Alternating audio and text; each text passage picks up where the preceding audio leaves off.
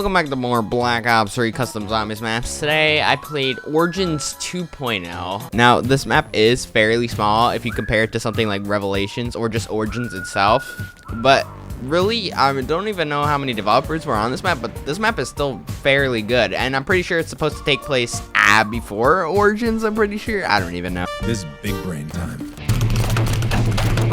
And I just gotta say one thing. When you don't know how to play a map and there's no tutorials on it, literally just hold interact on every square inch of the map and you're gonna find something. And I'm also noticing that I'm coming across these blue rocks, which is element 115. But also, certain rounds, they do go off as generators, and then that's how you get all the perks in the map. So that really, it's just round based, so you just have to progress through the rounds and you're gonna get all the perks easily.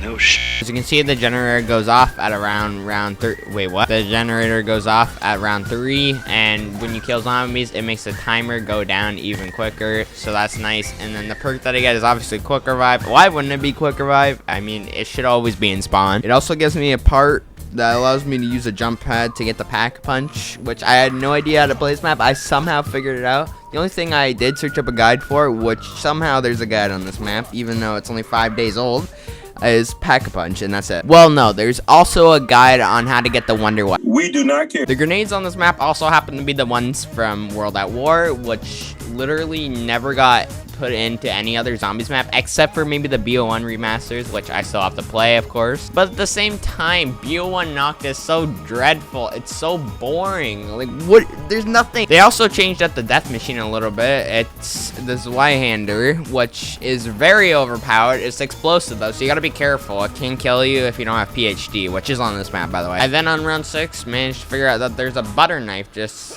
butter. I then on round 6 managed to figure out there's a butterfly knife, so I pick it up, of course, because it kills basically like the Bowie knife, and past that, I'm pretty sure it kills all the way up to round 13, so really useful, to be honest. Blood wolf bite?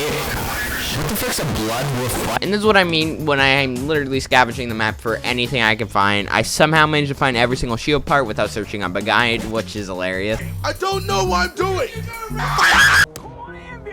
Call an ambulance, but not for me. I then somehow find the last parts of the shield without any guides, of course, and then I build the shield at this workbench right here. I then get the Exus Model 07, you know, the gun in Black Ops 4 that is basically the Springfield. Don't even know how I got it. I'm pretty sure I got it from a dig site, but I could be wrong. Also, a Panzer spawning, of course, because it's round 9. Wait, what the heck? Panzer easily got taken down, though, because I got the MP40, which it does have a custom model for it, which is pretty cool. They managed to do that. And this was the part where I was just completely confused. I was questioning if there were staffs or not, which there aren't. It's just one wonder weapon, which is goated, by the way. On round 10, another generator goes off. Luckily, this time it's Juggernog. Pretty long time to go without Juggernog, but I mean, it's not that bad, to be honest. And it also gives me the second part to the launch pad. After getting all the parts to the launch pad, I install them by just interacting with it, and then I have to do 2 radio transmissions to get that thing that flies over kind of in Origins to get to me so I can get the pack punch.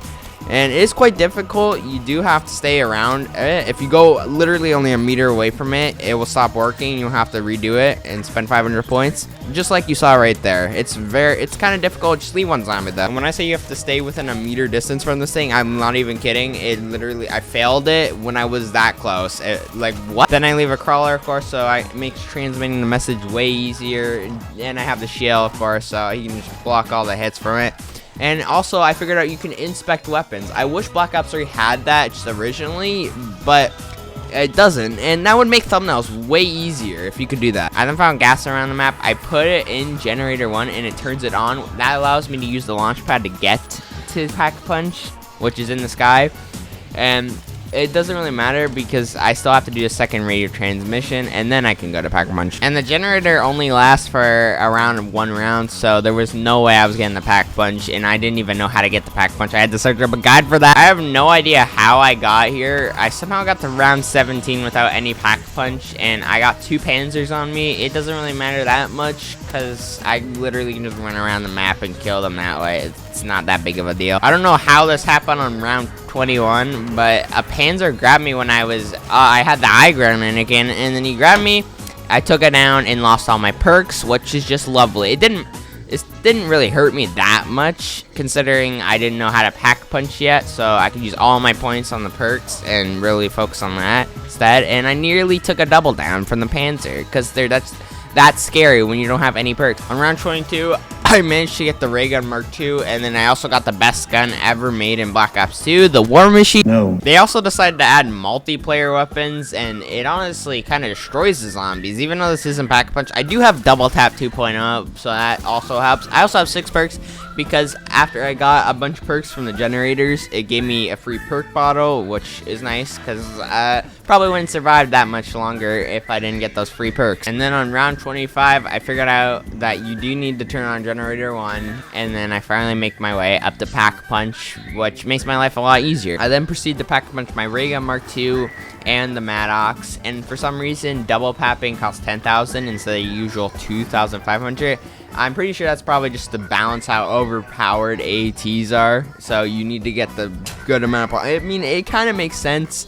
If you wanted to double pap and get the AATs, probably should have cost 10,000, because they really are just a wonder weapon, but for any normal weapon. I then build the wonder weapon at this workstation right here, and you have to have, I was trying to figure out how to fill it up with souls. You just have to have the generator on for some reason. I don't know why you need to have that on specifically, but I turned it on, and then I filled it up with souls, and then I just have to look for a zombie that has electricity surrounding him. I don't know why, I just found the wonder weapon just randomly around the map. I don't know if I killed a zombie, because I swear I didn't kill anything around this area, but I found it here, and it is ridiculously overpowered. It doesn't kill any zombies. It basically electrocutes one zombie, and if you kill that one zombie, it creates a blast radius that will kill any other zombie. It's so overpowered. There's also a power-up that turns you into the wrap, and I recommend you don't pick it up, because it literally just downed me instantly. I tried to blow up the zombies, insta-down, because it did no damage. I then Pack Punch my STG and get an AAT on it, that being turn, and somehow managed to forget to Pack Punch the wonder weapon, even though that was the very reason I came up there.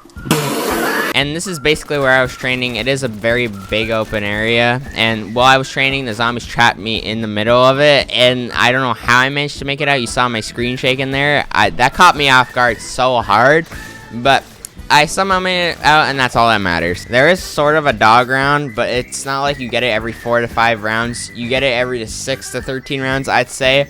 And the cool thing about this is it's actually wraps from multiplayer. I've never seen anyone try to use that. But then on round 35, while training around this area, I was hoping to get to round 50.